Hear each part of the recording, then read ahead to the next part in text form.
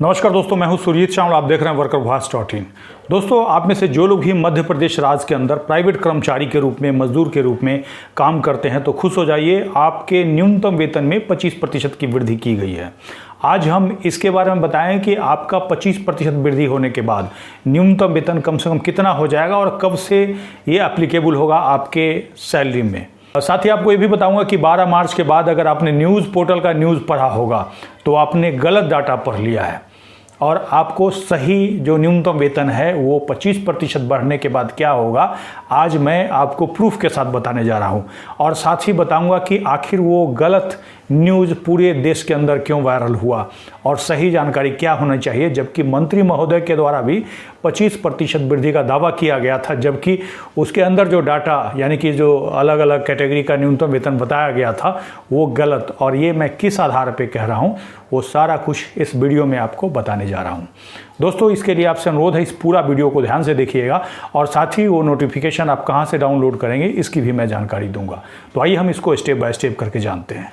दोस्तों, आप किसी भी राज्य के अंदर या फिर केंद्र सरकार के अंदर प्राइवेट कर्मचारी, लेबर, मजदूर, कॉन्ट्रैक्ट वर्कर, आउटसोर्स वर्कर आदि के रूप में काम करते हैं तो आपका 5 साल पे न्यूनतम वेतन रिवाइज होना चाहिए और साथ ही साल में 2 बार आपके महंगाई भत्ते का नोटिफिकेशन भी जारी किया जाता है, जिससे कि आपके सैलरी में वृद्धि होते रहती है। और इसी के तहत मध्य प्रदेश सरकार ने 2024 में आपके न्यूनतम वेतन रिवाइज किया है। हालांकि सरकार के द्वारा दावा किया जा रहा है कि काफ़ी पहले से न्यूनतम वेतन रिवाइज नहीं हुआ था, जिसको कि रिवाइज करने के बाद उन्होंने आपके सैलरी में 25% की वृद्धि की है।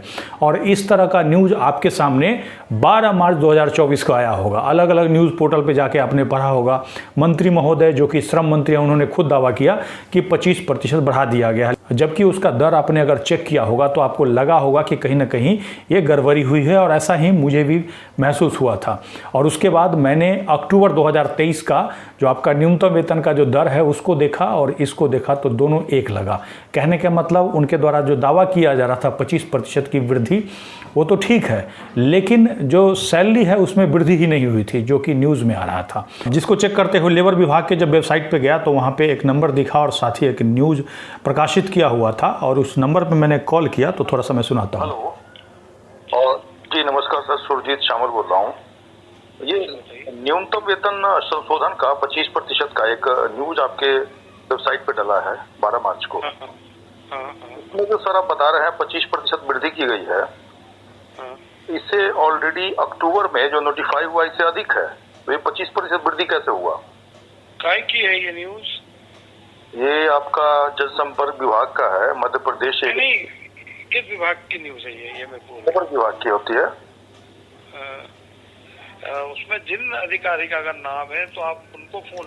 वैसा करके लेबर विभाग में हमने फ़ोन करके जानकारी दी कि ऐसे में आपके श्रम मंत्री का किरकिरी होगा, अगर ये बात बाहर आएगी तो इसको अपडेट करा दीजिए। जिसको हमने अब चेक किया तो वो जो पोस्ट था जनसंपर्क विभाग का, उसको वहाँ से हटा दिया गया है, डिलीट कर दिया गया है।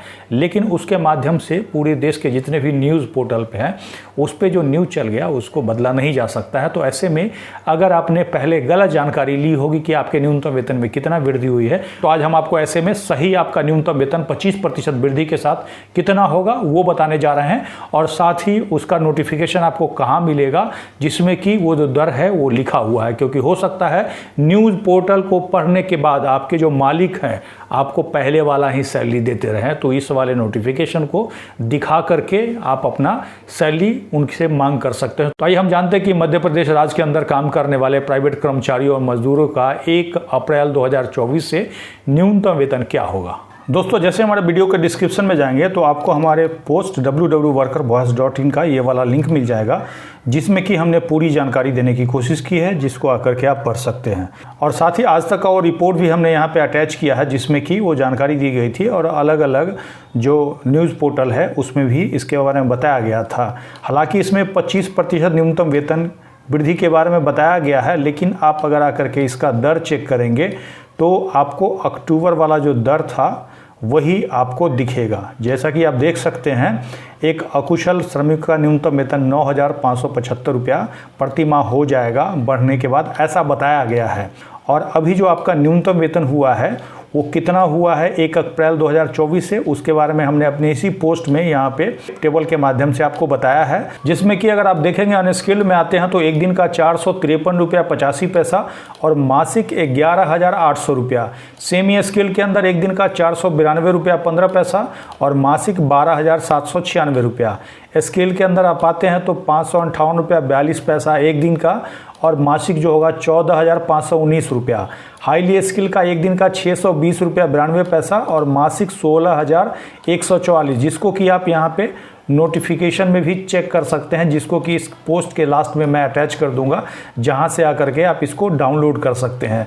अगर आप चेक करेंगे तो ये जो नोटिफिकेशन है 13/3/2024 को प्रकाशित हुआ है, जबकि ये जो न्यूज़ है 12 मार्च 2024 को, यानी कि एक दिन पहले ही यहाँ पे आ गया था, जिसमें कि गलत जानकारी दी है। इसलिए आप गलत जानकारी के भरोसे मत रहिए और इस वाले नोटिफिकेशन को हमारे इस वाले ब्लॉग के सबसे लास्ट में आपको यहाँ पे थोड़ी देर में अपलोड कर दूंगा, यहाँ से डाउनलोड करके आप अपने विभाग में मांग कर सकते हैं। तो दोस्तों, हमने जैसा कि बताया कि अगर मध्य प्रदेश राज्य के अंदर प्राइवेट कर्मचारी या मजदूर के रूप में काम करते हैं तो जो दर आपको बताया है वो आपको 1 अप्रैल 2024 से मिलना चाहिए। और ऐसी स्थिति में अगर मध्य प्रदेश राज्य के अंदर ही सेंट्रल गवर्नमेंट के किसी विभाग में कॉन्ट्रैक्ट वर्कर, डेली वेजर आदि के रूप में काम करते हैं तो आपके लिए एक सेंट्रल स्फीयर का न्यूनतम वेतन है जो कि अलग होता है, जिसके 1 अप्रैल 2024 के नोटिफिकेशन के जारी होते ही इसी चैनल पर हम इसकी आपको जानकारी लेकर के आए हैं।